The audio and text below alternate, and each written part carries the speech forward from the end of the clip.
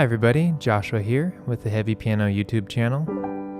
Today's tutorial will be about Elliott Smith's Cupids trick off of his album Either Or. Let's get right into it. Our first chord is on G. I played it with no third, so just an open fifth kind of sound. And then our melody is going to follow the chord changes pretty closely. So I'm going to say D over G, then B flat over G,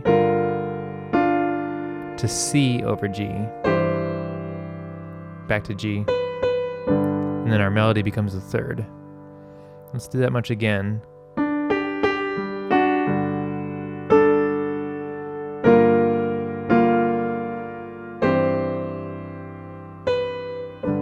Okay, so that's the first time through. The second time through, it'll be the same kind of thing. D over G, B flat over G, C over G, and then it's E flat over G. Chorus, G, B flat, F, C, E flat. Play that much again.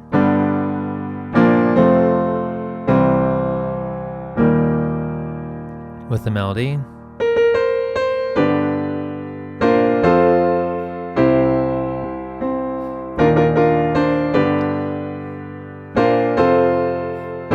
So I'm playing the chords and then the melody stays on that C on the top.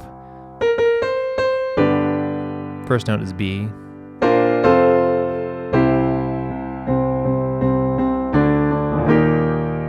E flat, and then we have, after that first chorus, we have that quick kind of introduction.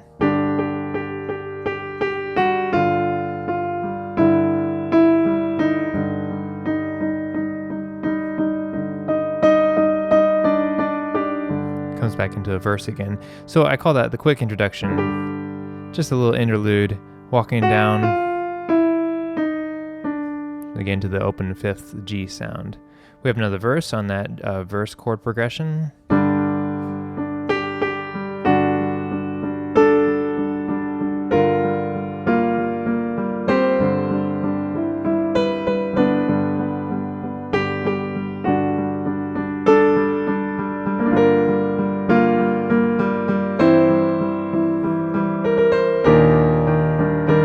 So it could be E flat over G or E flat.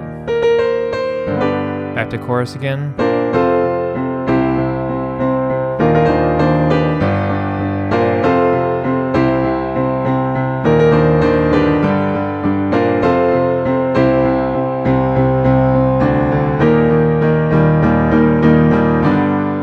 Okay, so the big part is just following the chords on that chorus. So that G, B flat, F, C, E flat.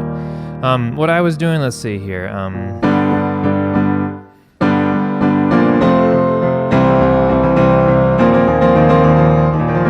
That voicing is just E flat, F, B flat, C.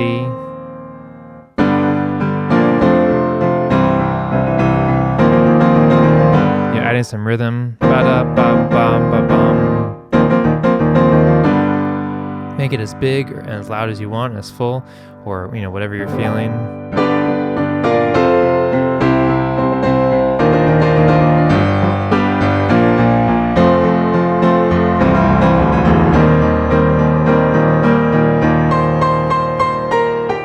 Elliott uses that C, B flat, G sound.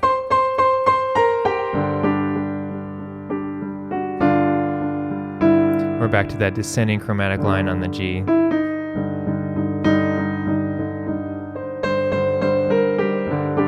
You can play a quiet verse. I believe that's what I did.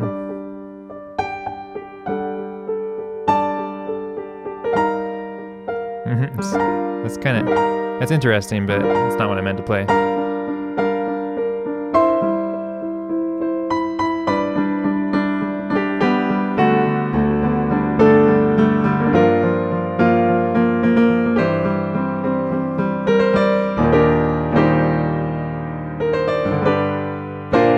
To the chorus again.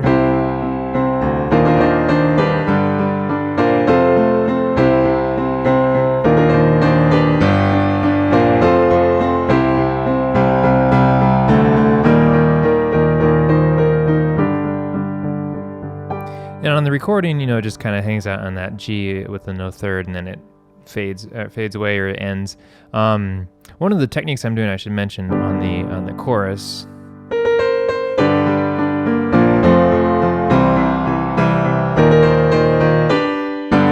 Waiting to do that downbeat, so it's like emphasized. So if you're hitting chords, pretty straightforward, right?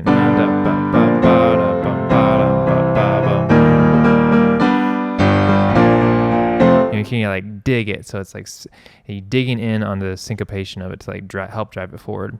Using things like octaves, big chords helps build it. Thinking about the differences between the verse energy.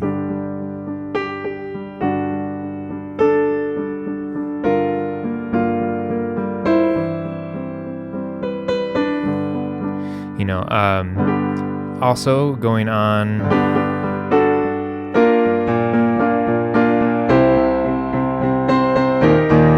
instead of having that G pedal tone, if you want to build the chords bigger, especially going to that B flat C, it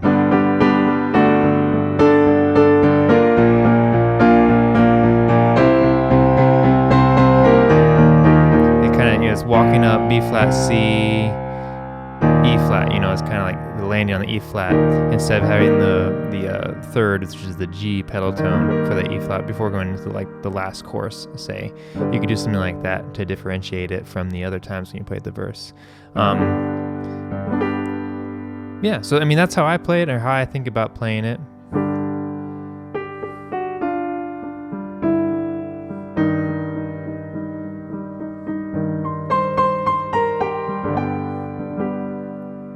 Adding the third in sometimes to make it sound a little different if you'd like. But that's the sound I like, the open fifth kind of sound at the beginning. Emphasizing the melody.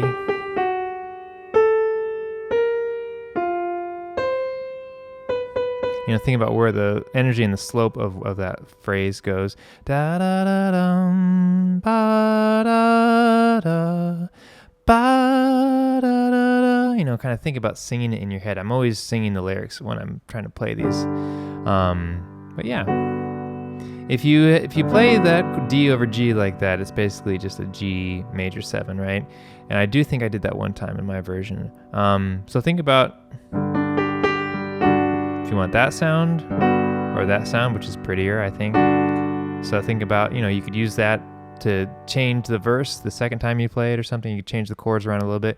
One of the things that's really fun to do, take your open G. Okay, what other sounds can I add to this? I can add an A.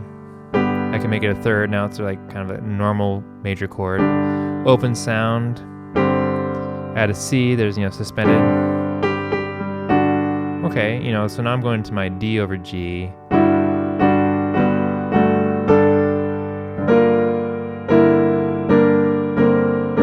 Change one of the notes and go up and down and see if you can find different flavors of that chord without losing too much of what defines that chord and without getting too much away from the kind of sound you want. So that's kind of a fun technique to do too. Take the chords, the big chords.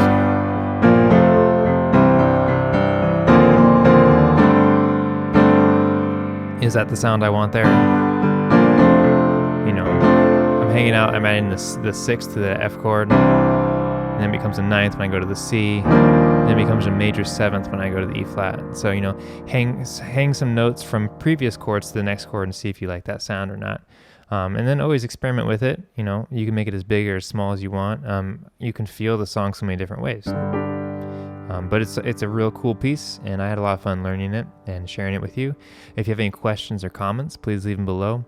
As always, thank you for watching. Big thank you to my patrons on Patreon. I can never say that smoothly. My patrons on Patreon. I really appreciate all the support there. So thank you for watching, and I'll catch you next time.